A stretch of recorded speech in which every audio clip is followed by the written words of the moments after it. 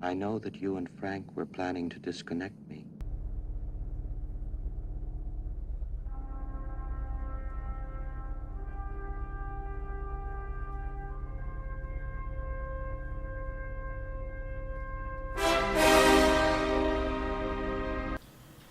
All right, this is One Eye Jax, and this is the new rendering, the budget rendering machine that I've been working on for a month. And I'm afraid that's something I cannot allow to happen. Hey guys, this is One Eye Jax. This is a little different video than what I've done in the past. This is a video on how to build a relatively inexpensive, high-performance video rendering rig on a tight budget. And we're going to take a look at the machine I built, and then we're going to compare that to the latest Apple i9 MacBook Pro that just came out. And we're going to do a comparison on what you get for your dollar. And that's what this video is going to be about. If you're not a computer geek, you probably won't understand most of this. If you are a computer geek, this will be right up your alley. You'll know what I'm talking about. And but either way, if you're interested in doing rendering videos and you don't have an unlimited amount of money, this is a really good way to facilitate that. And that's what this video is about. So let's get right into it. Open the doors. Dave, this conversation can serve no purpose anymore. so how did I get here? Well, we got the $149 CPU on eBay. We have the $130 motherboard on eBay. We have the leftover fan from the last Ryzen build. We have the 512-bit freebie card from the HP PC this was built in. We have an old power supply which was cut, the back of it was cut off and the fan was taken out to have an area to plug in your plug for the wall. And then this cable here is soldered on and runs up to the Corsair power supply because the stock power supply would never have run this machine. The other thing I want to mention is it's an ATX size motherboard. This is an ITX size case. So one of the consequences of that is if you look over here, you can see I've had to cut the corner of the CD-ROM box here off to get it in. So originally I was thinking that I would not be able to put a CD-ROM drive in it, but I found out that the little laptop I had with a CD-ROM in it, with an adapter fit in here, so now you can pull this out and you can play DVDs. So you don't lose any functionality, you still have a DVD player. This day is nothing now. These days are nothing. This is a vent hole now. Nothing in here. This power button doesn't work. This is, you can store ham sandwiches in here if you want. It boots off an NVMe. This is a $149 NVMe. It's 2100 megabits a second read and like 1700 megabits a second write. So this is going to blow any SSD drive that you have in your current system.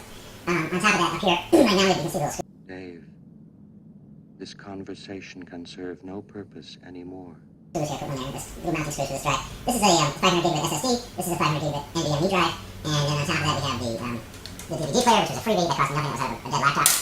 And I had to buy this. This is $69. So this was free. This was free. This was free. All the case was free.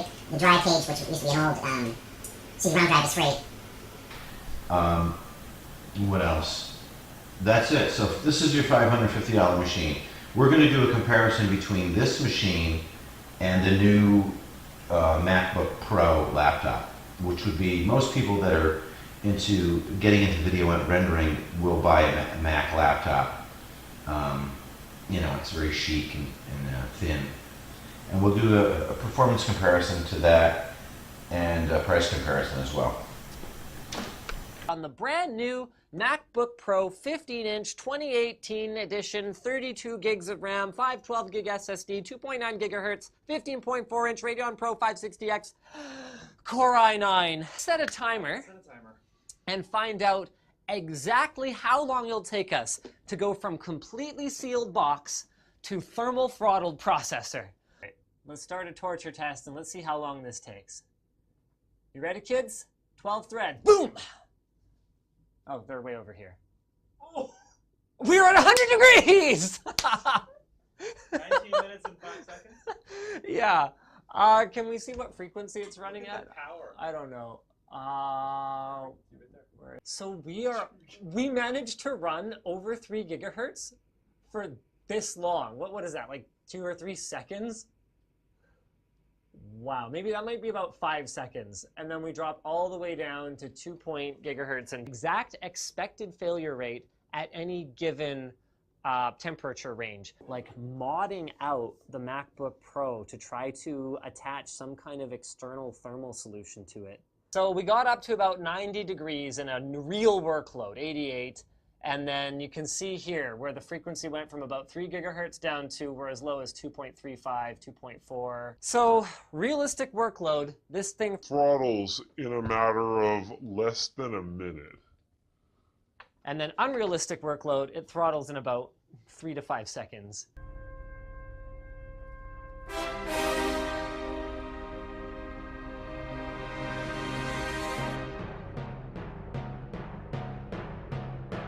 With a score of 921. After a short while, we started our back-to-back testing. On the second run, the score dropped down to a fairly low 877, and on the third run, it went back up to 910. What this shows is that the fans were a bit late to kick up, but once they did, the score improved. Our fourth run showed a surprising score of 945, but this was while the fans were blowing at full speed, trying to keep the temps low. After 5 consecutive runs, our i9 CPU slowed down to an average of 2.4 to 2.8 gigahertz. All right, let's take a look at how this $550 PC performs. Right now it's at 3.85 gigahertz. We have 3200 megahertz on the RAM, which is outstanding considering that the RAM that's in it is not rated for that speed. And we're at 1.3 volts, which is pretty mild. It's running on air cooling right now. So let's close this. And let's launch Cinebench.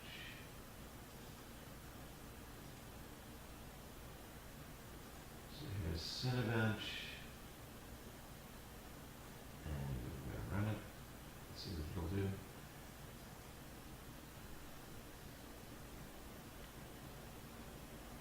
So this is using a 2006 512 megabit video card right now, and it works fantastic. I've already rendered, I rendered the last video on this machine just to try it, and it worked fantastic. Air cooled, an old case, used components bought off eBay, built for $550, and you can render your balls off on this thing. So let's see what it'll do.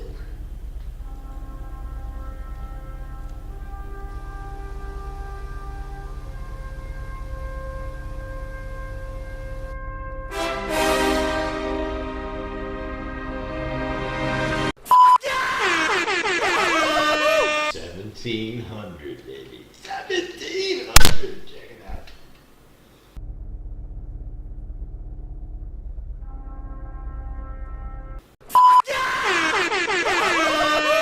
Dave, this conversation can serve no purpose anymore.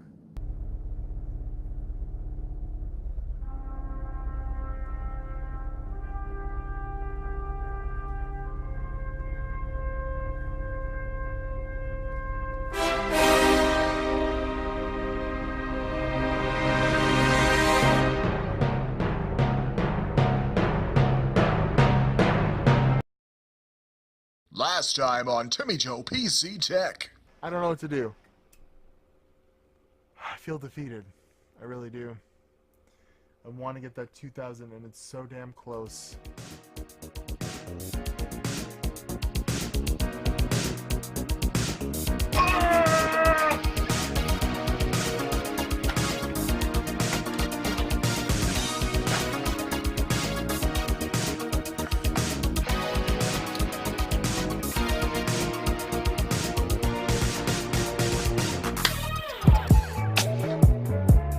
Moment of truth.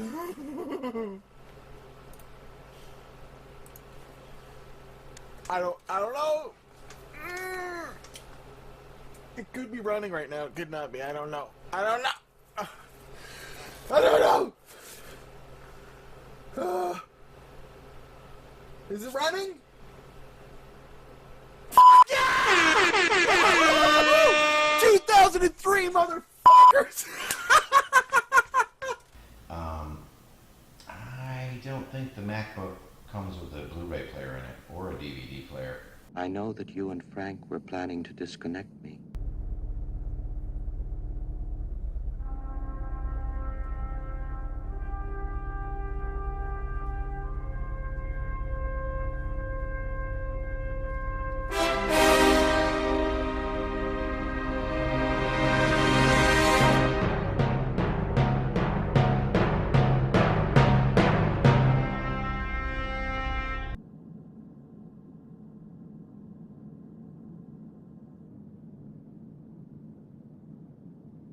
Open the pod bay doors, please, Hal.